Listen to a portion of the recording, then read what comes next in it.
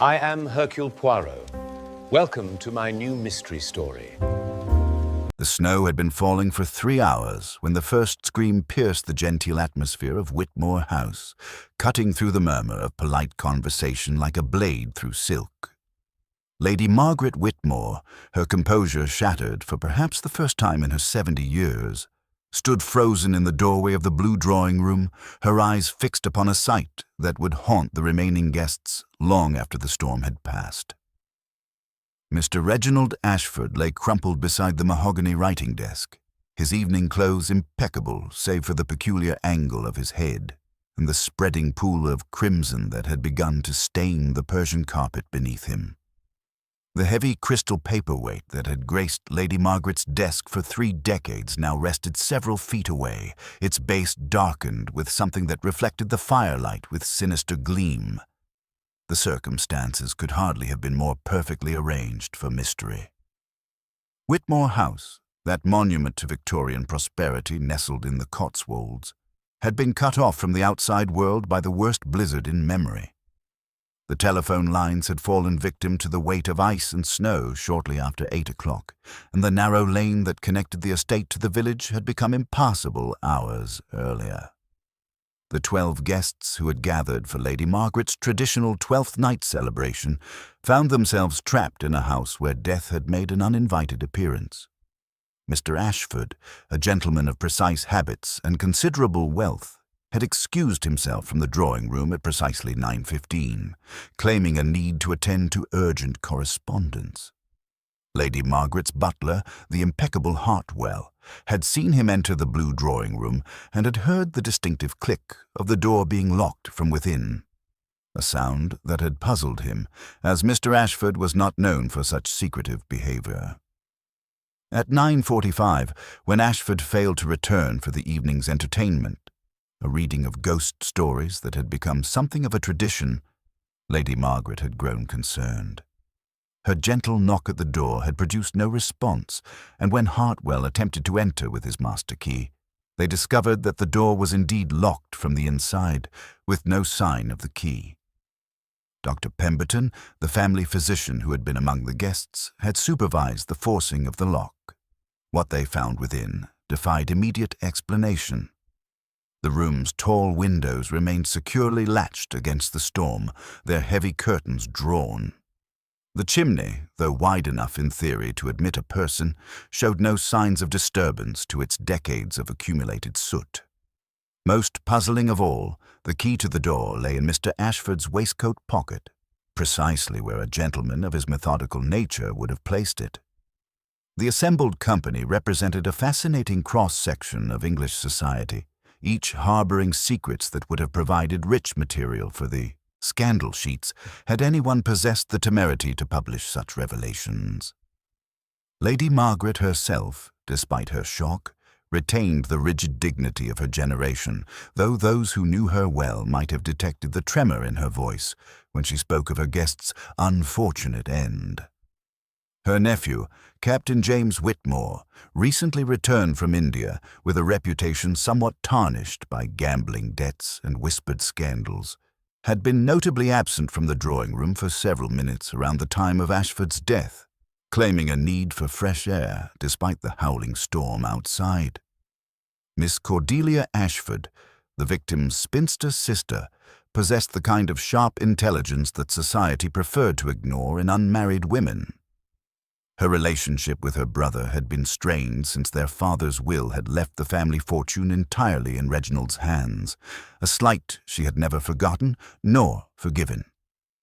Mr. Geoffrey Hartwell, the butler, moved through the house with the silent efficiency of 30 years' service, but even his professional composure could not entirely mask the anxiety in his eyes.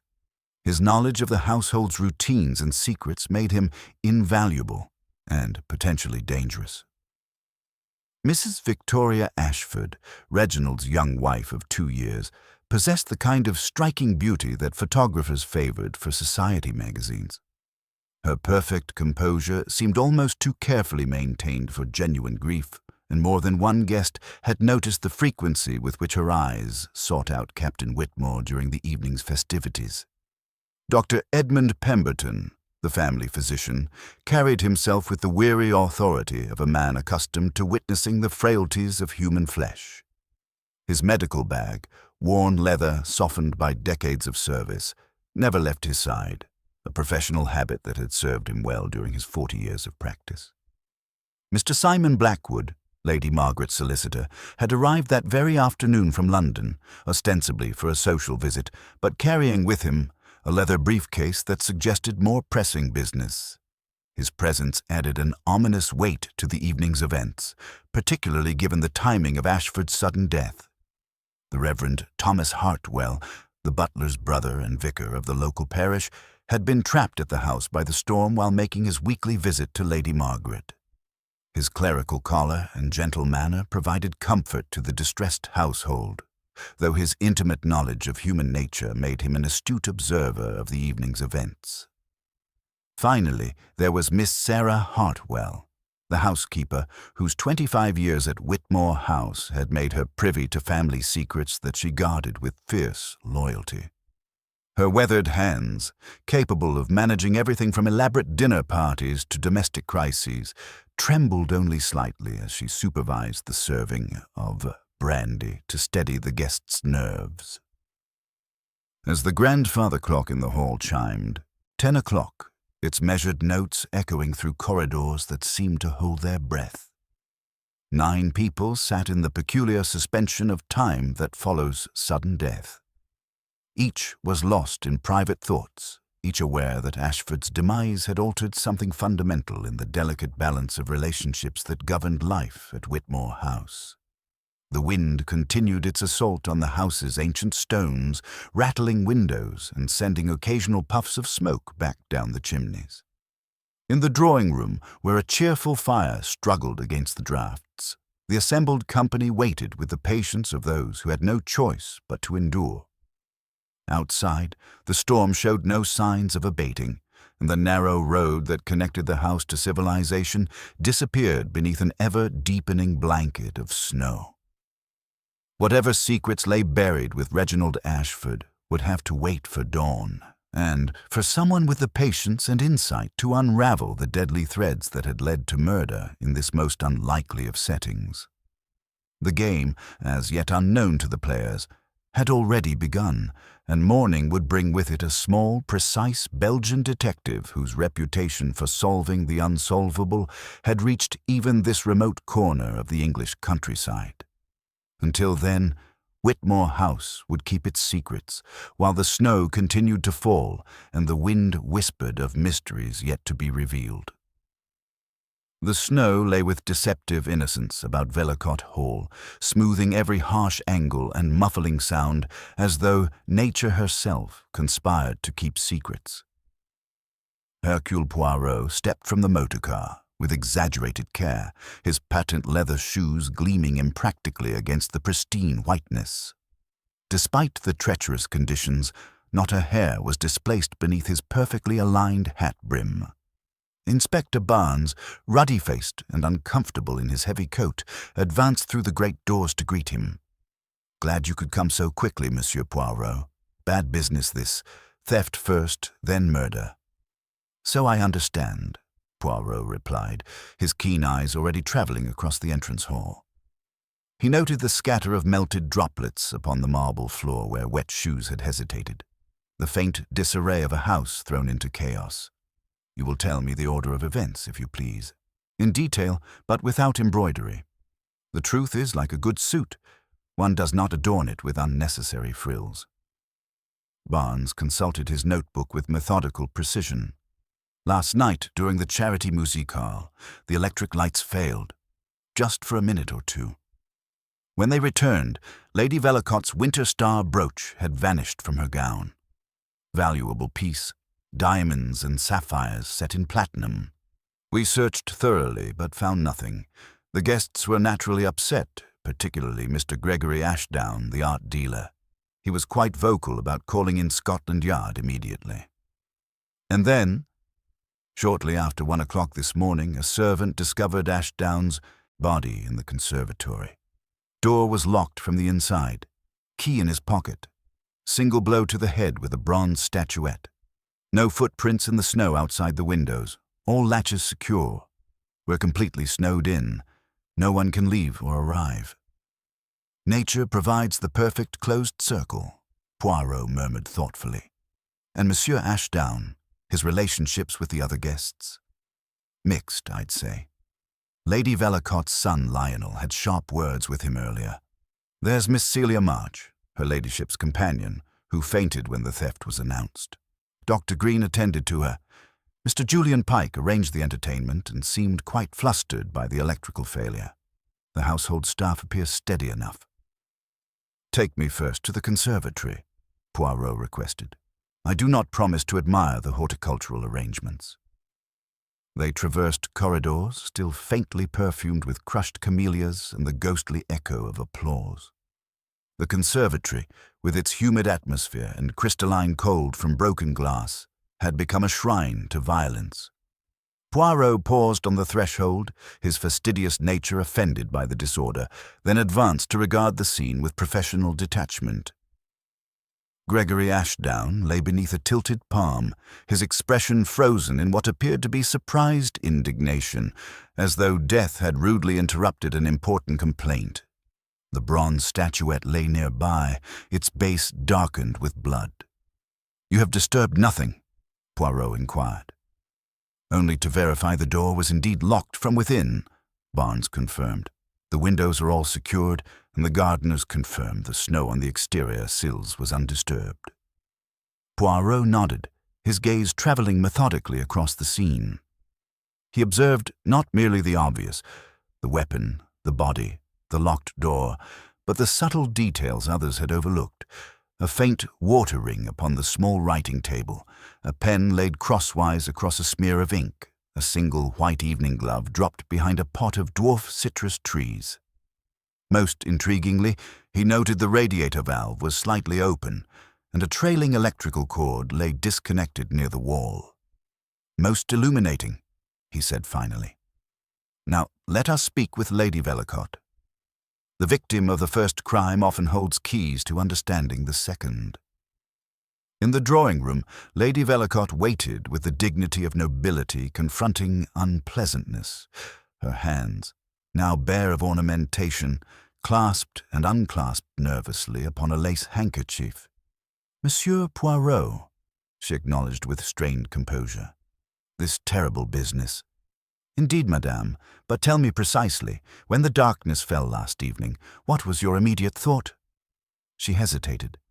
"I was annoyed. Our electrical system has been unreliable.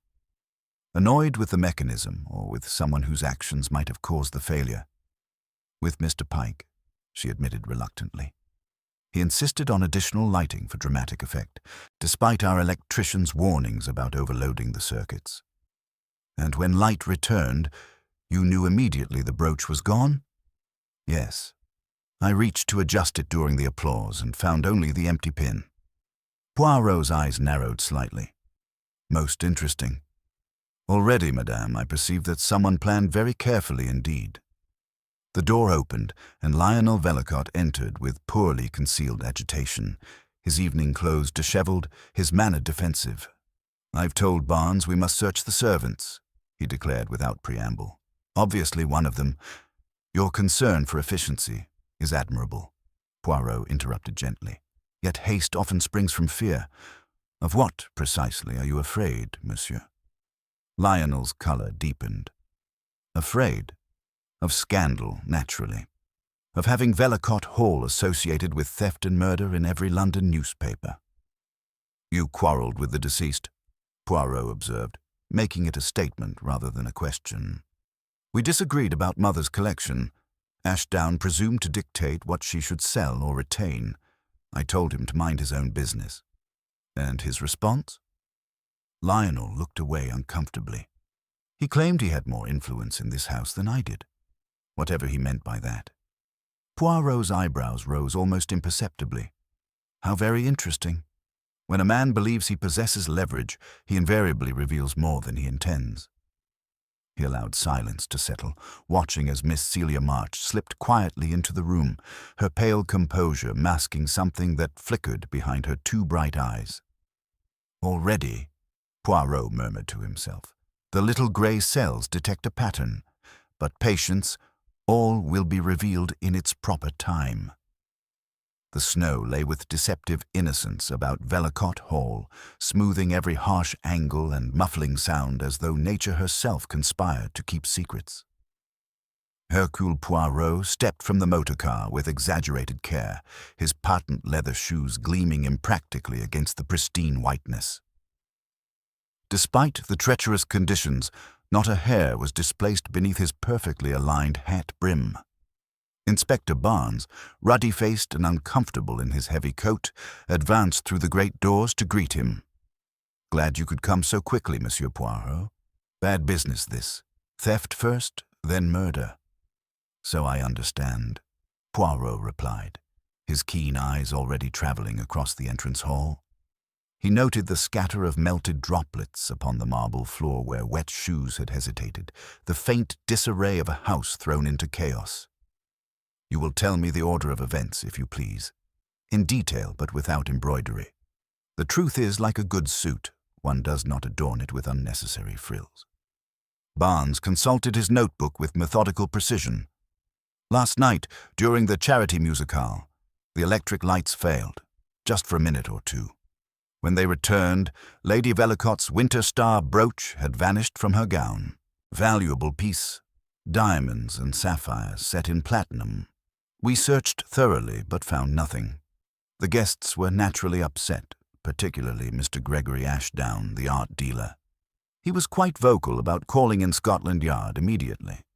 And then, shortly after 1 o'clock this morning, a servant discovered Ashdown's body in the conservatory. Door was locked from the inside, key in his pocket. Single blow to the head with a bronze statuette. No footprints in the snow outside the windows, all latches secure. We're completely snowed in. No one can leave or arrive." "Nature provides the perfect closed circle," Poirot murmured thoughtfully. "And Monsieur Ashdown, his relationships with the other guests?" "Mixed, I'd say. Lady Vellacotte's son Lionel had sharp words with him earlier. There's Miss Celia March, her ladyship's companion, who fainted when the theft was announced. Dr. Green attended to her. Mr. Julian Pike arranged the entertainment and seemed quite flustered by the electrical failure. The household staff appear steady enough." "Take me first to the conservatory," Poirot requested. "I do not promise to admire the horticultural arrangements." They traversed corridors still faintly perfumed with crushed camellias and the ghostly echo of applause. The conservatory, with its humid atmosphere and crystalline cold from broken glass, had become a shrine to violence. Poirot paused on the threshold, his fastidious nature offended by the disorder, then advanced to regard the scene with professional detachment.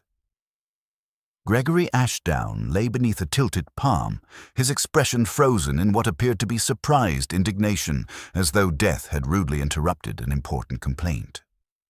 The bronze statuette lay nearby, its base darkened with blood. "You have disturbed nothing?" Poirot inquired. "Only to verify the door was indeed locked from within," Barnes confirmed.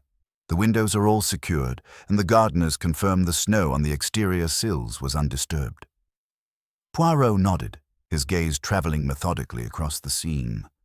He observed not merely the obvious, the weapon, the body, the locked door, but the subtle details others had overlooked. A faint water ring upon the small writing table, a pen laid crosswise across a smear of ink, a single white evening glove dropped behind a pot of dwarf citrus trees. Most intriguingly, he noted the radiator valve was slightly open and a trailing electrical cord lay disconnected near the wall. "Most illuminating," he said finally. "Now let us speak with Lady Vellacotte. The victim of the first crime often holds keys to understanding the second."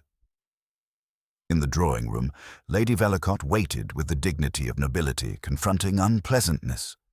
Her hands, now bare of ornamentation, clasped and unclasped nervously upon a lace handkerchief. "Monsieur Poirot," she acknowledged with strained composure, "this terrible business—" "Indeed, madame. But tell me precisely, when the darkness fell last evening, what was your immediate thought?"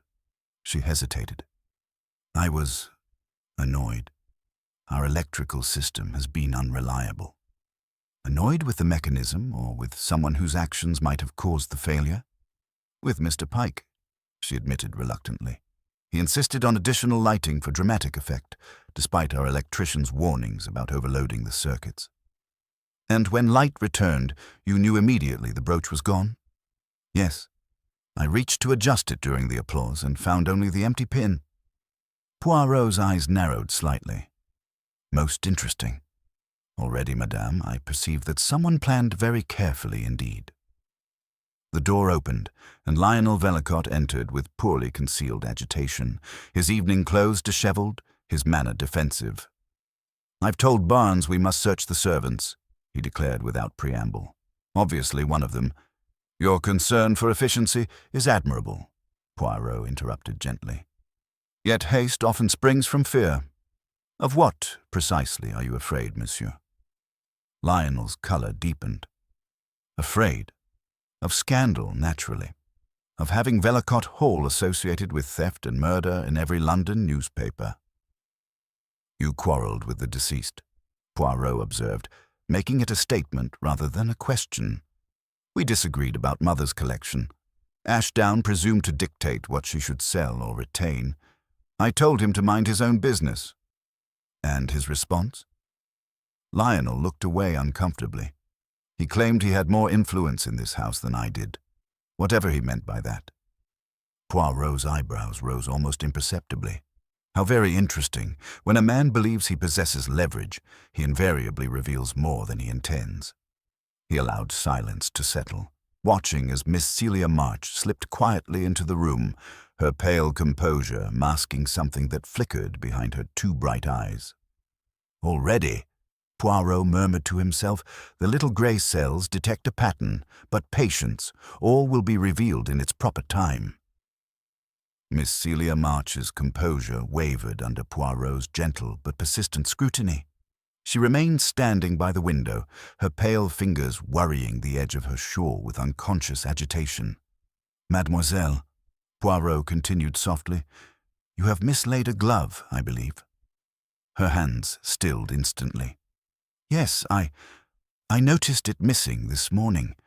White kid, from my evening set. I cannot think where it might have gone. Perhaps in the conservatory," Poirot suggested with deceptive casualness. "I haven't been there since yesterday morning," she replied, her voice carefully controlled. "I helped arrange some of the plants for the musicale." Lionel shifted impatiently. "Really, Monsieur Poirot, what significance can a missing glove possibly have? We should be questioning the servants, not troubling Miss March with trivialities." "Ah, but it is often the trivial detail that illuminates the profound truth," Poirot replied. "Tell me, mademoiselle, during the darkness last evening, what did you observe?" Celia's eyes darted briefly toward Lady Velicott before answering. "Very little. There was confusion, naturally. Someone knocked against the piano. I heard footsteps moving toward the front of the room, but in such circumstances— masculine footsteps. Heavy ones, yes. But that could describe several of the gentlemen present." Dr. Green appeared in the doorway, his medical bag in hand. "I've completed my examination, Inspector Barnes. Death occurred between midnight and 2 o'clock. Single blow, delivered with considerable force using that bronze statuette from the library mantelpiece." "Merci, Doctor," Poirot acknowledged. "And the conservatory itself, you noticed anything unusual about the temperature?" "Rather warm, actually. Someone had opened the radiator valve fully, despite the bitter cold outside." Poirot's eyebrows rose slightly. "Most interesting. Someone desired warmth for a specific purpose, perhaps." They proceeded to the conservatory, where Poirot examined the scene with meticulous attention. He noted the disconnected electrical cord near the wall, the faint water ring on the small writing table, and a pen laid crosswise over a smear of ink that had dried hastily. "Someone was writing here," he murmured, "and someone required additional light for close work. Not the harsh illumination for crowds, but a focused beam for examining something small and valuable." Julian Pike intercepted them in the corridor, his usually immaculate appearance disheveled, his artistic temperament clearly frayed. "Monsieur Poirot, I understand you wish to speak with me about the electrical failure. I must emphasize that it was entirely accidental. But you did override the electrician's concerns about overloading the circuits?" Pike's face flushed. "I merely insisted on proper lighting for the performance. Lady Vellacotte deserved nothing less than perfection for her charity event." "And, Monsieur Ashdown, what was your relationship with the deceased?" "Antagonistic, I'm afraid," Pike admitted with bitter honesty. The man had no appreciation for art, only for profit. He constantly pressured Lady Vellacotte to sell pieces from her collection, claiming they were underperforming assets. He even suggested I was inflating valuations for my own benefit. "When did you last see him alive?" "Shortly after the brooch was discovered missing. He was quite agitated, demanding the police be called immediately. He actually accused me of engineering the blackout to facilitate the theft." Pike shuddered. "The man was paranoid, Monsieur Poirot. He saw conspiracy everywhere." Inspector Barnes approached with an envelope. "Found this in Ashdown's jacket pocket, sir, a visiting card with a penciled note." Poirot examined the card carefully. In neat handwriting, someone had written, "12:15 by the Palms. Come alone." No signature, no initials. Barnes Arpart observed. "No one admits to writing it." "Yet someone did," Poirot mused, his grey eyes gleaming with satisfaction. "Someone who knew precisely how to manipulate Monsieur Ashdown's curiosity and greed. Someone who understood that a man convinced of his own importance cannot resist a clandestine appointment." He turned to survey the assembled faces. Pike's nervous anxiety, Miss March's pale composure, Lionel's barely concealed hostility, Lady Vellacotte's aristocratic distress. "Already the little grey cells perceive a pattern emerging," Poirot announced quietly. "A pattern of deception, misdirection, and carefully calculated timing. But patience, all will be revealed when the moment is precisely right." The grandfather clock in the hall chimed the quarter hour, its solemn notes echoing through corridors that seemed to hold their breath, waiting for the next revelation in this deadly game of shadows and secrets. As the chimes faded, Poirot turned to Inspector Barnes with renewed purpose. "Before we proceed with further interrogations, I require to examine Monsieur Ashdown's personal effects. The dead, Inspector, often speak more truthfully than the living." They ascended to the guest wing, where Ashdown's rooms lay in meticulous order. His suitcase remained open, garments folded with the fussy precision of a man who trusted no one else with his possessions. Upon the dressing table, Poirot discovered a jeweler's loupe, a small electric torch, and a leather-bound notebook. "Ah," Poirot murmured, lifting the notebook with delicate fingers. Monsieur Ashdown was a man who recorded his observations. He opened to the final pages, noting that the last entry had been torn away, leaving only the faintest impression upon the underlying sheet. Tilting the page toward the window light, he could discern the ghostly outline of hastily written words. "Someone removed evidence," Barnes observed. "Or someone wished us to believe evidence was removed," Poirot corrected gently. "The distinction, it is crucial." They descended to find Coombs, the butler, waiting with the dignified patience of long service. Poirot regarded him with approval. Here was a man who observed without judgment, remembered without embellishment. "Monsieur Coombs, last evening after the guests had largely retired, did Monsieur Ashdown request anything?" "Indeed, sir. At 12 o'clock, or perhaps a minute after, he rang for brandy to be brought to the conservatory." "You delivered it personally?" "I did, sir. The house was settling for the night, most having retired. When I entered the conservatory, I observed a narrow beam of light among the palm fronds. Monsieur Ashdown was examining something with great concentration." Poirot's eyebrows rose slightly. "He was alone?" "I believed so initially, sir. But as I set down the tray, a lady's voice answered his comment about the cold. Quite soft-spoken she was. "You saw this lady?"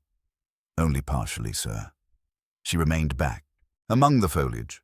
I glimpsed white about her shoulders, some manner of shawl or wrap. She seemed to prefer the shadows. "Most illuminating. And when did you next attempt to enter the conservatory?" "Thomas went with the coal scuttle at 1 o'clock, sir, to bank the fires. The door proved to be locked from within." When Coombs departed, Poirot requested a private audience with Miss March. She entered the morning room with composed dignity, though her pallor had deepened since their earlier conversation. "Mademoiselle," Poirot began gently, "I have discovered that Lady Velicott employs violet ink for her correspondence. Most distinctive, is it not?" "Yes. She dislikes the harshness of black ink. I handle most of her letters." "And last evening, after the musicale concluded, did you perhaps write anything? A note, a message of some kind?" Miss March's composure wavered almost imperceptibly. "No. I retired directly to my room." "Yet someone in this household composed a message to Monsieur Ashdown, arranging a clandestine meeting by the Palms. Someone familiar with Monsieur Pike's theatrical terminology. Someone with access to the household stationery." She remained silent, but Poirot observed the rapid pulse at her throat, the way her hands pressed together in her lap. "There is something more troubling still," Poirot continued with infinite gentleness. "Monsieur Ashdown was not merely an art dealer conducting legitimate business, was he? He had discovered certain irregularities regarding the provenance of items in Lady Velicott's collection." Miss March's breath caught audibly. "How did you—" "Because, mademoiselle, a man does not carry a jeweler's loupe and make midnight appointments unless he is examining something that requires both secrecy and expertise. He was, in effect, blackmailing Lady Velicott, was he not?" "Not blackmail in the crude sense," she whispered, glancing toward the door. "But he made it clear that his discretion regarding certain pieces depended upon her cooperation in selling items he recommended. He claimed some of the collection's documentation was questionable, and he approached you for assistance. He wanted information about household routines, security arrangements, the habits of guests and staff. In return, he promised to protect Lady Velicott from any unpleasant revelations." Her voice dropped further. "I was considering his proposal when the theft occurred. The timing seemed too perfectly calculated."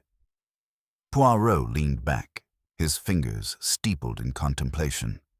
"Indeed, mademoiselle. Someone understood very well how to manipulate both desperation and opportunity. But tell me, did you wear Lady Velicott's white shawl last evening?" "Briefly, yes. The rooms grew cold after the electrical failure, but I returned it to the cloakroom before retiring. Yet Coombs observed a lady in white in the conservatory at midnight. If not you, then who?" Miss March's eyes widened with genuine alarm. "I don't know. I was in my room by then, I swear it." Poirot rose, his expression thoughtful. "The little grey cells, they whisper of a most intricate deception, mademoiselle. Someone has orchestrated events with remarkable precision. The blackout, the theft, the murder, even the placement of evidence. But precision, it can also be a weakness. When a plan is too perfect, it reveals the hand of its creator." He moved toward the window, where snow continued to fall with relentless persistence. "Already I perceive that this crime required not one participant, but several. Some willing, some unwitting, all manipulated by a mind that understood human nature with deadly accuracy."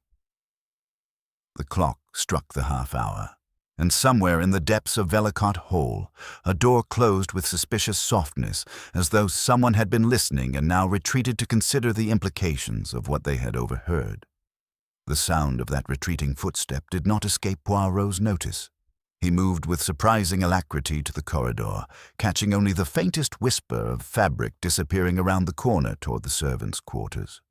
The lingering scent in the air, lavender water, distinctly feminine, provided another small piece in his expanding mental puzzle. "Inspector Barnes," he called softly, "someone has been listening with most particular interest. We must examine the cloakroom immediately." In the small anteroom where evening wraps hung like elegant sentinels, Poirot lifted the white shawl with fastidious fingers. "Observe, mon ami, the faintest stain near the fringe. Wax from a candle of inferior quality, not the refined beeswax of Lady Vellacott's drawing-room." Barnes leaned closer, squinting at the barely visible mark. "Could be from anywhere, surely. But we do not have anywhere. We have a very limited somewhere," Poirot corrected gently. "And the conservatory, it does not employ candles for illumination." They proceeded to the library, where the mantelpiece showed a rectangular gap in the dust where the bronze statuette had rested. Upon a side table, Poirot discovered an old-fashioned brass pocket lamp, its electrical cord severed, its plug missing entirely. "Someone desired portability," he murmured, examining the frayed wire. The disconnected cord in the conservatory suggests a similar preference for improvised lighting. Their investigation was interrupted by Barnes' constable, who approached with barely concealed excitement. "Inspector, we've found something significant." He produced a silver flask bearing the unmistakable Vellacott crest. "Hidden behind the ferns in the conservatory, not far from where the body was discovered." Barnes's satisfaction was immediate and obvious. "Lionel Vellacott's flask. He admits to carrying it last evening, but claims he left it in the drawing-room." When summoned, Lionel appeared with thunderous indignation. "This is preposterous. That flask was in my coat pocket when I retired. I must have dropped it during my walk for air after the brooch incident." "A convenient explanation," Barnes observed dryly, "particularly when combined with your quarrel with the deceased and your presence in the West Corridor near midnight." "He was threatening my mother's reputation." Lionel's voice rose with genuine distress. "Claimed he had proof that portions of her collection were acquired under questionable circumstances. He was attempting to coerce her into selling to his associates." Barnes exchanged a meaningful glance with his constable. "Motive, an opportunity, and now physical evidence. I believe we have sufficient grounds for arrest, Monsieur Poirot."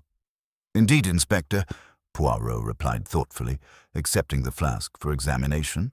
"The evidence appears most compelling. A young man with a volatile temperament, powerful motivation, and his personal effects discovered at the scene of the crime." Barnes straightened with professional pride. "A textbook case, I'd say." Yet Poirot's grey eyes held a distant, contemplative quality as he studied the engraved flask. The piece felt almost too perfectly placed, too obviously incriminating for a crime that had demonstrated such sophisticated planning. The carefully orchestrated blackout, the locked conservatory, the mysterious appointment note, these suggested a mind of considerable cunning, not the impulsive violence of an angry young man. He recalled the faint impressions on Ashdown's torn notebook page, the subtle manipulation of the white shawl, the precisely adjusted radiator valve. These details spoke of meticulous preparation, psychological manipulation, and an understanding of human nature that extended far beyond simple rage. "A textbook case, perhaps," Poirot said finally, his voice carrying a note of gentle skepticism. "But one must always ensure that the pages of such a textbook have not been cleverly rearranged by someone who understands the art of misdirection." Barnes, already envisioning the resolution of the case, barely registered Poirot's reservation as he prepared to escort Lionel to the waiting police vehicle. But Poirot remained by the window, watching the relentless snowfall that continued to seal them within Vellacott Hall. His little grey cells whispered of deeper deceptions, of a criminal mind that understood not merely how to commit murder, but how to ensure that someone else would bear the consequences. The flask, for all its apparent significance, felt like a single, carefully placed stone in a much larger and more complex mosaic of guilt. The true game, Poirot understood with growing certainty, was only beginning to reveal its intricate design. Inspector Barnes had Lionel firmly by the arm when Poirot's voice cut through the tension with quiet authority. "A moment, if you please, Inspector. Grant me 15 minutes before you proceed with this arrest. It is a small investment that may yield considerable returns." Barnes hesitated, his grip loosening slightly. The certainty in his eyes wavered as he met Poirot's steady gaze. 15 minutes, Monsieur Poirot. No more. Merci beaucoup. Poirot inclined his head with grave courtesy before turning to address the assembled household. I require that everyone remain available, but I ask particularly that no one disturb the conservatory or library during this brief period. Lady Vellacott's composure dissolved like morning mist before the sun. The jeweller's screw trembled in her palm as she sank deeper into the leather chair, her aristocratic bearing crumbling under the weight of long-concealed shame.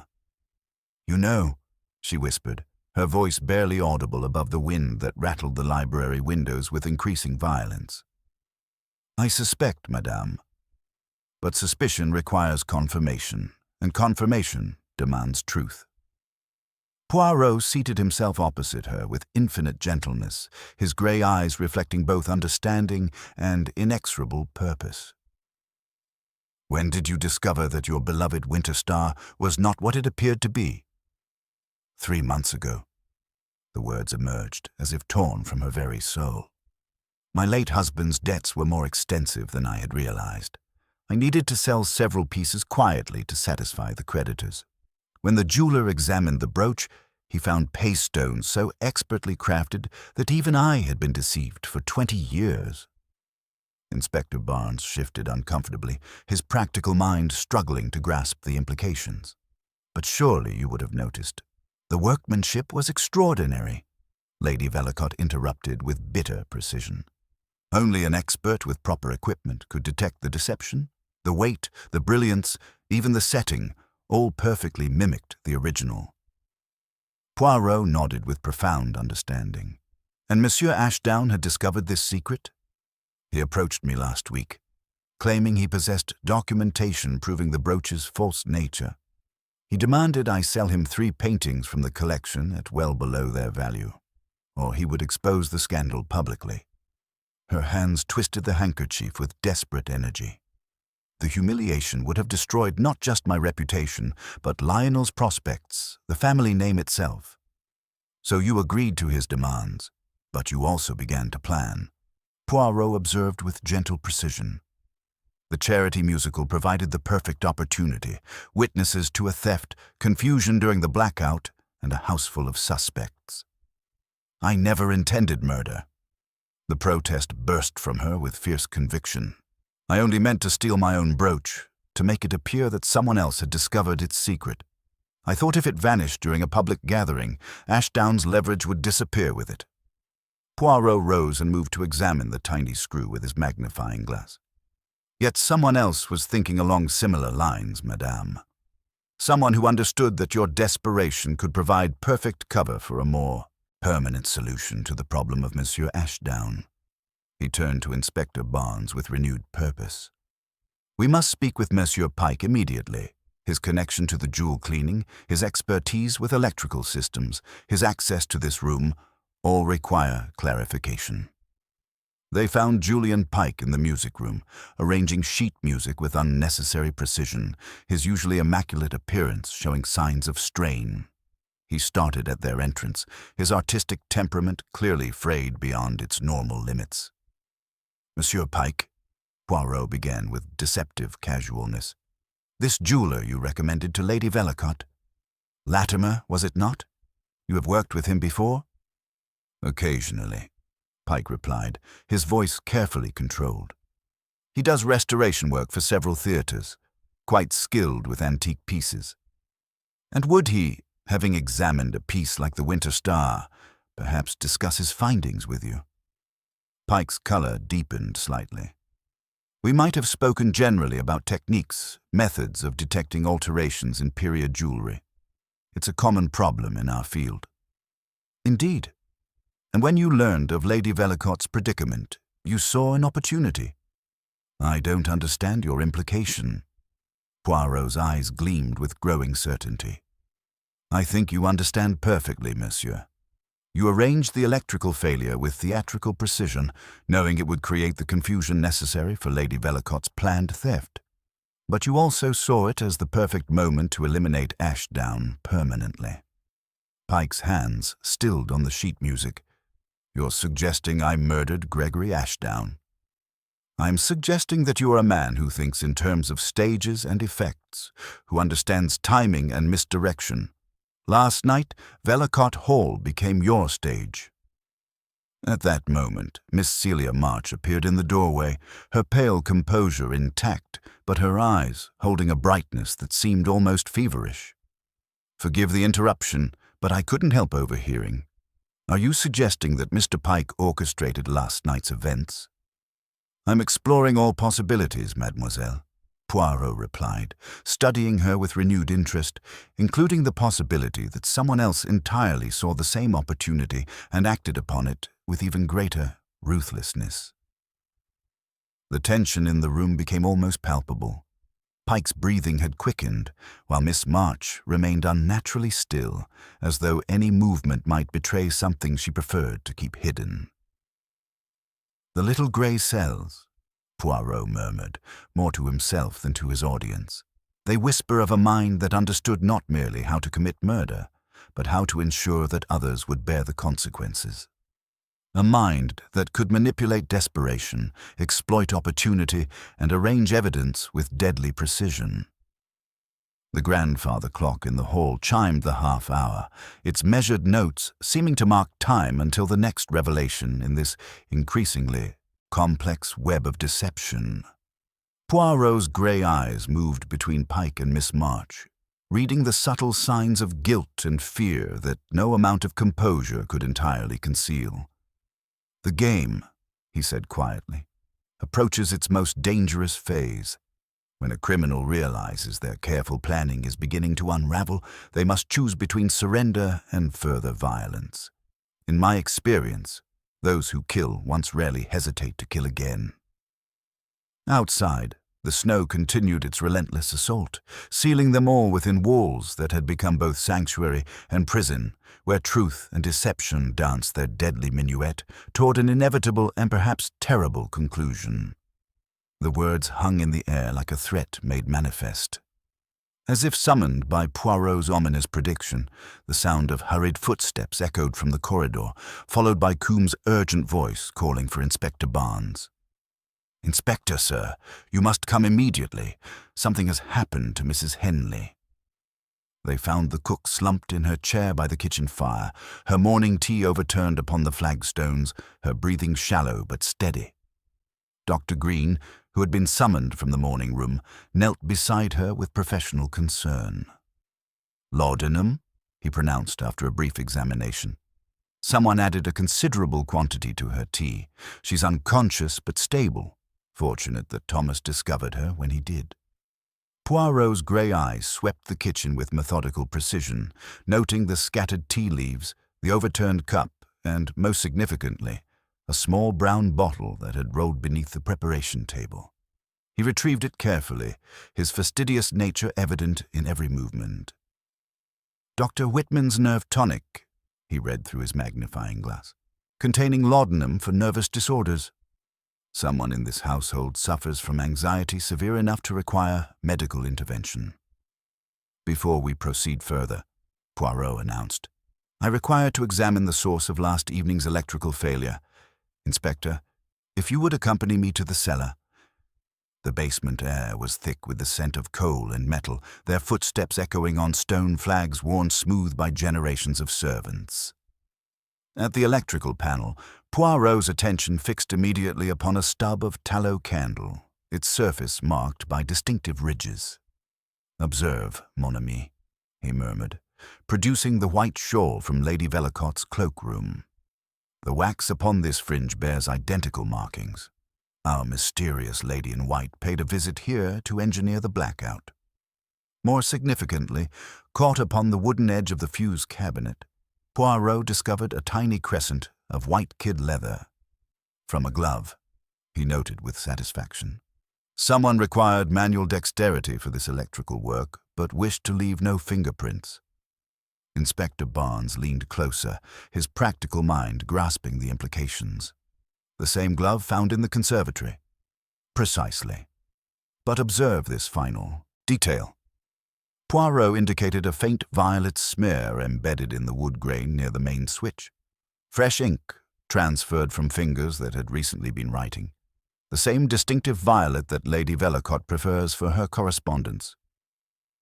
They returned to find Miss March in the morning room, her composure intact, but her hands clasped tightly in her lap. The laudanum bottles sat upon the table between them like an accusation. "Mademoiselle," Poirot began with infinite gentleness, "you have been most helpful in this investigation, but I fear you have not been entirely truthful. The evidence speaks of your presence in both the cellar and the conservatory last evening." Her pale composure wavered almost imperceptibly. "I don't understand what you're suggesting." "I am suggesting that you engineered the electrical failure that provided cover for Lady Velicott's planned theft. The wax, the leather fragment, the violet ink, all point to your involvement in creating the darkness that made everything else possible." Julian Pike, who had been listening from the doorway, stepped forward with dawning horror. "Celia, you can't mean—" "I helped Lady Velicott," she said quietly, her voice barely above a whisper. "She was desperate about the brooch, about Mr. Ashdown's threats. Mr. Pike explained how a brief power failure could create confusion in a crowded room. I thought if I could help her recover her own property without scandal." "And the appointment note?" Poirot continued relentlessly but kindly. "Written in pencil because you feared the violet ink would smear in the conservatory's humidity?" Miss March's breathing quickened. "I wrote it, yes. I thought perhaps I could reason with Mr. Ashdown, convince him to leave quietly. But when I arrived at the conservatory, wearing the white shawl to disguise my identity, I found him examining the brooch with his jeweler's equipment." "And what did he tell you about his findings?" "He laughed," she whispered, her composure finally cracking. "He said he had suspected it was paste from the moment he saw it, but now he had proof. He claimed he possessed leverage over both Lady Velicott and myself." Poirot's eyebrows rose slightly. "Yourself, mademoiselle?" He recognized me from my previous employment with the Ashworth family in Surrey. There had been irregularities in their collection. Nothing was ever proven, but I was dismissed under a cloud of suspicion. Mr. Ashdown threatened to expose my past unless I provided him with detailed information about this household's routines and valuables. The room fell silent, except for the steady tick of the mantel clock. Pike stared at Miss March with horrified fascination, while Inspector Barnes' hand moved instinctively toward his handcuffs. "So you struck him," Barnes said grimly. "No." The word burst from her with desperate conviction. "I left him alive and angry in that conservatory. I couldn't bear his gloating, his threats against Lady Velicott's reputation. I slipped away when Coombs arrived with the brandy, just as I told you before." Poirot studied her with profound attention, his grey eyes reading every nuance of her expression. "And yet, mademoiselle, you possessed the laudanum that was used to silence Mrs. Henley. You had motive to prevent her testimony about seeing you in the corridor." "I take laudanum for my nerves," she admitted, tears beginning to stream down her pale cheeks. "But I would never harm Mrs. Henley. She's been nothing but kind to me since I arrived." "Then who," Poirot asked with deceptive quietness, "had access to your medicine? Who knew of your previous troubles? Who understood that your desperation could provide perfect cover for murder?" The question hung in the air like smoke from a dying fire. In the silence that followed, Poirot's grey eyes moved systematically from face to face, reading guilt and innocence with the precision of a master craftsman examining a complex mechanism. "The little grey cells," he murmured, "whisper that we approach the heart of this intricate deception. Someone has played us all like instruments in a deadly orchestra, using our fears, our loyalties, and our secrets to create a symphony of misdirection." Outside, the snow continued to fall, but within Velicott Hall, the atmosphere had shifted. The game was entering its final phase, and Hercule Poirot held the key to unlocking the truth that lay hidden beneath layers of carefully constructed lies. "But patience," he said softly, his eyes gleaming with quiet satisfaction. All will be revealed when the moment is precisely right. The laudanum revelation hung in the air like incense, heavy with implication. Poirot studied Miss March's tear-streaked face with infinite compassion, then turned to Inspector Barnes with renewed purpose. "Before we proceed further, Inspector, I require to examine one final piece of evidence that may illuminate this most complex puzzle." He moved toward the door with characteristic precision. "The little grey cells whisper that we have been observing the shadows on the wall when we should have been seeking the hand that casts them." They found Dr. Green in the morning room, methodically packing his medical supplies with the efficiency of long practice. He looked up at their entrance with professional composure, though Poirot noted the slight tremor in his hands as he closed his leather case.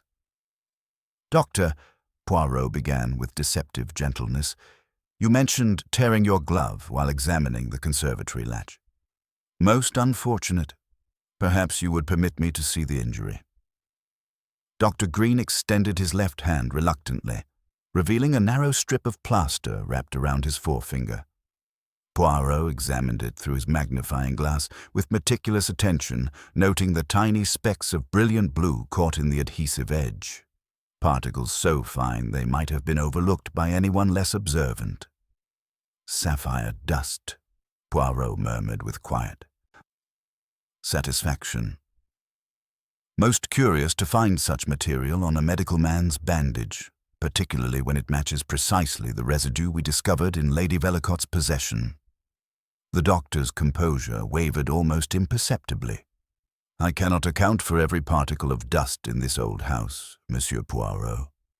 "Indeed not, but you can, perhaps, account for your presence in Miss March's room this morning, when you borrowed Coombes' master key, ostensibly to reach the linen press." Poirot's grey eyes held the doctor's with unwavering intensity. "It was then that you obtained the laudanum with which you dosed Mrs. Henley's tea." Julian Pike, who had been listening from the doorway with growing agitation, stepped forward with theatrical indignation. "This is absurd. Dr. Green has been nothing but helpful throughout this ordeal. Why would he harm Mrs. Henley?" "Because, Monsieur Pike, Mrs. Henley observed something last evening that threatened to expose the true sequence of events." Poirot moved to the window, his reflection ghostly against the snow-covered landscape. She saw not one figure in white moving through the corridors, but two. Miss March, wearing Lady Vellacott's shawl to disguise her identity during her electrical sabotage, and someone else entirely, someone who understood that her activities would provide perfect cover for murder. Dr. Green's medical bag clicked shut with finality. "Your imagination runs wild, Monsieur Poirot. I've devoted my career to preserving life, not taking it. Yet you possess the knowledge to administer precise doses of laudanum, the skill to examine jewelry with professional competence, and most significantly, the trust that allows you to move freely throughout this household without suspicion." Poirot turned from the window, his expression grave. "You also possess something else, Doctor, a connection to the jeweler Latimer that extends beyond casual recommendation." Inspector Barnes frowned deeply. "What sort of connection?" "The sort that involves the systematic replacement of genuine stones with paste imitations over a period of months, perhaps years." Poirot produced a small envelope from his waistcoat pocket. "I discovered this in the library grate, partially burned but not entirely destroyed. A receipt from Latimer's establishment, dated 3 months ago, for services rendered regarding Winterstar restoration. It bears Dr. Green's signature as the authorizing agent." The doctor's face had grown ashen, but his voice remained steady. "Lady Vellacotte asked me to handle the transaction discreetly. There is nothing criminal in that. Nothing criminal in the transaction itself, perhaps, but most criminal in the deception that followed." Poirot's voice carried the weight of absolute certainty. "You arranged for the genuine stones to be removed and replaced with paste, then sold the originals through Latimer's network of collectors. Lady Vellacotte remained unaware of the substitution, believing she still possessed her treasured brooch." Pike's artistic temperament erupted in genuine shock. You mean the theft last evening was unnecessary? The brooch was already worthless? Precisely, monsieur. But Dr. Green faced a terrible dilemma when Ashdown arrived with his expertise and suspicious nature. If Ashdown examined the brooch closely, he would discover not only that it was paste, but that the substitution was recent and professionally executed. The investigation would inevitably lead to Dr. Green's involvement. Poirot began to pace with measured steps, his hands clasped behind his back. So Dr. Green conceived a plan of remarkable psychological sophistication. He would use Lady Vellacott's desperation about Ashdown's blackmail, Miss March's loyalty and vulnerable position, and the chaos of a public gathering to create the perfect cover for murder. He encouraged Lady Vellacott's plan to steal her own brooch, knowing it would provide the necessary confusion. He anticipated that Miss March would assist with the electrical failure, giving him the darkness he needed to position himself in the conservatory. Most cleverly, he wrote the appointment note that summoned Ashdown to his death, knowing that Miss March's presence earlier in the evening would provide her with an apparent alibi. Dr. Green's medical composure finally cracked. This is elaborate fiction, Monsieur Poirot. You have no proof of these wild accusations. Do I not? Poirot's eyebrows rose with quiet triumph. Then perhaps you can explain why your fingerprints appear on both the laudanum bottle and the brass pocket lamp found in the library, and why the candle wax on Miss March's shawl matches precisely the candle you used to provide light while examining the brooch in the conservatory. The room fell silent, except for the steady tick of the mantel clock and the whisper of snow against the windows. In that moment, the carefully constructed facade of Dr. Green's respectability began to crumble like ancient parchment exposed to flame. "The little grey cells," Poirot announced with quiet satisfaction, "have at last arranged all the pieces of this most intricate puzzle. But the final revelation, mes amis, must wait for the proper stage. Tomorrow, when we are all assembled, the complete truth will be revealed with the precision it deserves." Outside, the snow continued its relentless descent, but within Vellacott Hall, the atmosphere had shifted decisively. The game was entering its final phase, and Hercule Poirot held all the keys necessary to unlock the deadly secret that had transformed a charity musicale into a theater of murder. "Patience," he murmured, his grey eyes gleaming with the satisfaction of a puzzle nearly solved. "All will be revealed when the moment is precisely right." Morning entered Vellacott Hall with the pale reluctance of winter light filtering through snow-laden windows. The drawing-room had been arranged with ceremonial precision, chairs positioned in a careful arc before the hearth, where Hercule Poirot stood with his back to the fire, his immaculate figure casting a small but commanding shadow across the assembled faces. Lady Vellacott sat with aristocratic composure, barely masking her distress, while Lionel remained standing beside her chair with defensive tension. Miss March occupied a seat slightly apart, her pallor accentuated by the morning light. Julian Pike fidgeted with nervous energy, and Dr. Green stood by the mantelpiece with rigid dignity, his medical bag at his feet like a faithful companion. Inspector Barnes positioned himself near the door, his notebook ready, his expression grimly satisfied. The fingerprint evidence had arrived with the Morning Post, confirming what Poirot's little grey cells had already deduced. "Mes amis," Poirot began, his voice cutting through the thick silence with crystalline clarity, "we gather this morning to restore order to chaos, to illuminate the shadows where truth has been hiding.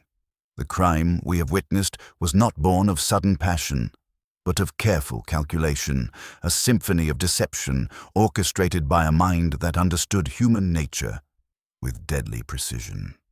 He moved with characteristic deliberation, his grey eyes surveying each face with methodical attention.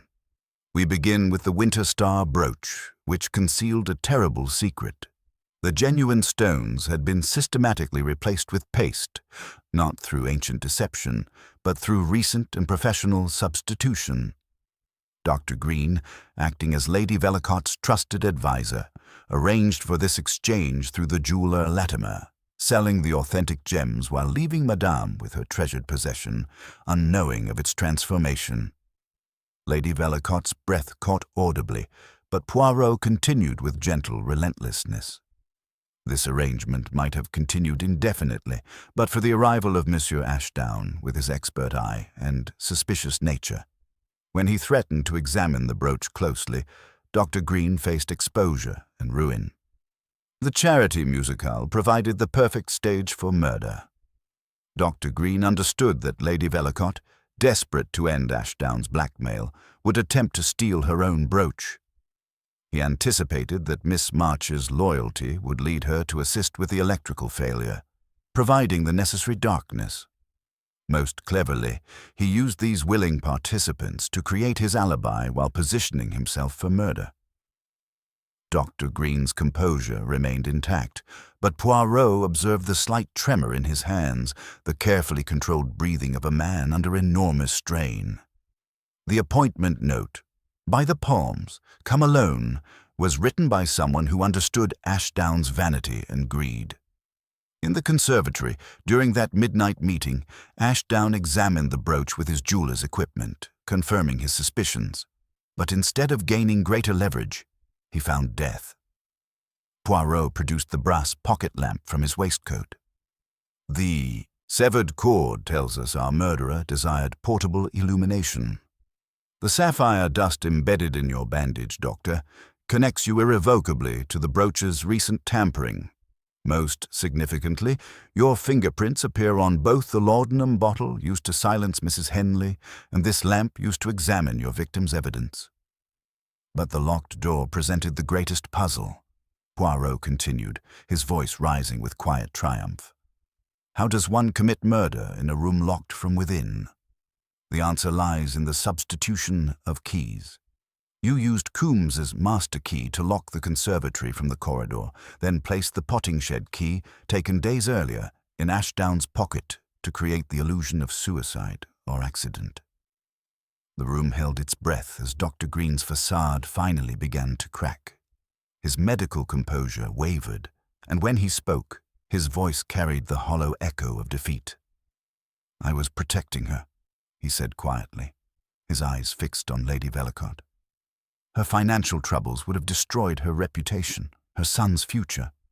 I provided her with liquid assets while preserving her dignity. When Ashdown threatened to expose everything, "You chose murder over exposure," Poirot concluded with infinite sadness. "You manipulated loyalty into complicity, desperation into motive, and trust into betrayal. The irony, Doctor, is that your original deception might have remained forever hidden had you not compounded fraud with murder." Inspector Barnes stepped forward, his handcuffs gleaming in the morning light. "Dr. Marcus Green, I arrest you for the murder of Gregory Ashdown." As the handcuffs clicked into place, Dr. Green's shoulders sagged with the weight of his exposed guilt. Outside, the snow continued to fall, but within Vellacott Hall, the long night of deception had finally ended, and truth, however painful, had restored order to chaos. Hercule Poirot straightened his waistcoat with characteristic precision, his little grey cells satisfied with their morning's work. The handcuffs had barely closed around Dr. Green's wrists when Lady Vellacott rose with trembling dignity, her aristocratic bearing finally cracking under the weight of accumulated shame and revelation. "Wait," she said, her voice carrying across the room with desperate authority. "There is something more that must be said." Poirot turned to her with infinite gentleness, his grey eyes reflecting both understanding and sorrow. "Madame, you need not burden yourself further. The truth has been revealed." "But not all of it," she replied, moving to the window where snow continued its relentless descent. "Dr. Green speaks of protecting me, but I was not the innocent victim he would have you believe. I knew, Monsieur Poirot. I knew the stones had been replaced." The admission fell into the room like a stone into still water, creating ripples of shock that touched every face. Even Dr. Green stared at her with genuine surprise, his medical composure entirely abandoned. "You see," Lady Vellacott continued with painful honesty, My husband's gambling debts were far more extensive than anyone realized.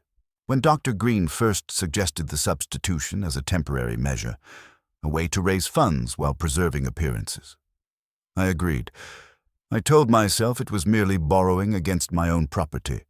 But as months passed, as the genuine stones were sold and the money spent on creditors, I understood that the deception had become permanent. Lionel stepped toward his mother with anguished comprehension.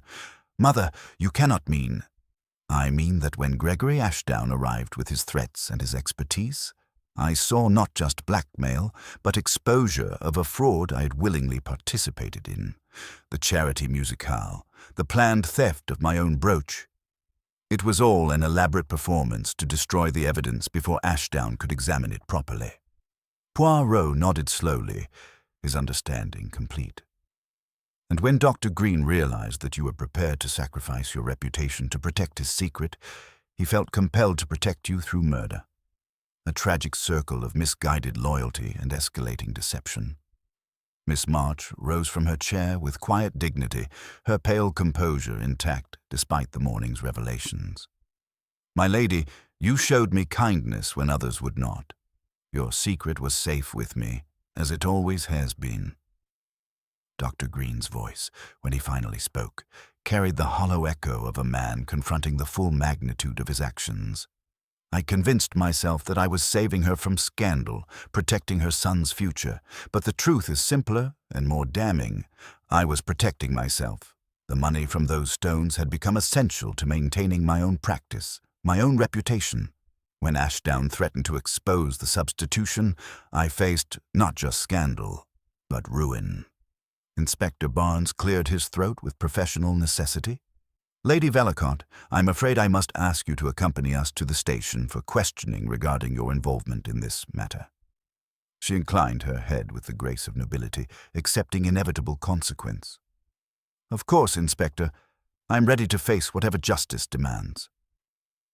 As the morning progressed and the various parties were escorted through the snow to waiting vehicles, Poirot remained in the drawing room with Julian Pike, who sat staring into the dying fire with artistic melancholy. "A tragedy of errors," Pike murmured, "each person acting from what they believed to be noble motives, yet creating a web of deception that could only end in violence." "Indeed, monsieur," Poirot agreed, settling into his chair with characteristic precision. "The human heart, it is capable of remarkable self-deception. Dr. Green convinced himself that theft was protection, that murder was mercy. Lady Velicott believed that preserving appearances justified financial fraud. Even Mademoiselle March, in her loyalty, enabled deceptions that might have been resolved through simple honesty. And Gregory Ashdown. Ah, Monsieur Ashdown, perhaps the most tragic figure of all, a man whose expertise made him dangerous, whose greed made him vulnerable, and whose death was entirely unnecessary. Had he simply reported his suspicions to the authorities rather than attempting blackmail, all might have been resolved with far less damage to everyone concerned." Pike rose and moved to the window, where the snow had finally begun to diminish, allowing pale sunlight to filter through the crystalline air. "What will become of them all? Lady Velicott will face charges for fraud, but her cooperation and genuine remorse may earn judicial mercy. Miss March, having acted from loyalty rather than greed, will likely escape serious prosecution. Dr. Green?" Poirot paused, his expression grave. "Dr. Green will face the full consequences of his choices. Murder, monsieur, admits of no mitigation save the truth, and the truth in this case is that he killed, not to protect another, but to preserve himself." The grandfather clock in the hall chimed the noon hour, its measured notes echoing through corridors that had witnessed so much deception and revelation. Poirot rose and moved to collect his coat and hat, his investigation complete, his little grey cells satisfied with their morning's work. "The affair at Velicott Hall," he murmured to himself, "will serve as a reminder that the human capacity for self-deception knows no bounds. We tell ourselves noble stories about our ignoble actions, until truth becomes so twisted that only violence seems to offer resolution. He paused at the threshold, taking one final look at the scene of so much human tragedy and folly. Outside, the snow was melting under a strengthening sun, and the roads that had trapped them all in this deadly game were beginning to clear. But truth, Hercule Poirot concluded with quiet satisfaction, truth has its own inexorable logic. Like a tiny sprout pushing through the hardest ground, it demands to be seen. And in the end, mes amis, truth always prevails. Sometimes gently, sometimes with terrible force, but always with absolute certainty. With that philosophical reflection, the great detective stepped into the brightening day, leaving Velicott Hall to recover from its night of secrets and shadows, secure in the knowledge that order had been restored to chaos, and that justice, however painful, would ultimately be served. The Winter Star brooch, with its paste stones and tragic history, remained as evidence in Inspector Barnes' careful custody, a glittering reminder that not all that appears valuable possesses true worth, and that the greatest treasures are often those that cannot be bought, sold, or stolen. Honor, truth, and the courage to face consequences with dignity intact.